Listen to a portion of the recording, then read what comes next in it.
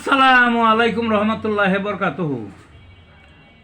তে বন্ধুগণ, আশা করি আল্লাহ পাকের রহমতে সকলেই সহি সালামত আছেন। তো কবি গাজী আক্কাস আলী ইউটিউব চ্যানেল 017140885009 এর পক্ষ থেকে আপনাদের সকলের প্রতি রইল একান্ত আন্তরিক শুভেচ্ছা ভালোবাসা। তে বন্ধুগণ, এখন আপনাদের সামনে স্বরচিত যে কবিতাটা পাঠ করবার চেষ্টা করব, কবিতাটার নাম হলো রাজনীতির মেরুকরণ। এই যে সামনে যে ভোট, এই ভোটের আগেই দেখবেন সব দলে মিলে একাধিক মেরুকরণ হয়ে গেছে রাজনীতির। তো সেই সম্পর্কে কবিতাটা লেখাতে কি, কবিতাটার নাম কি? রাজনীতির মেরুকরণ। রাজনীতিতে মেরুকরণ দুইটি ধারা দেশে, ভারতপন্থী স্বদেশ প্রেমী যে যার মতো করে।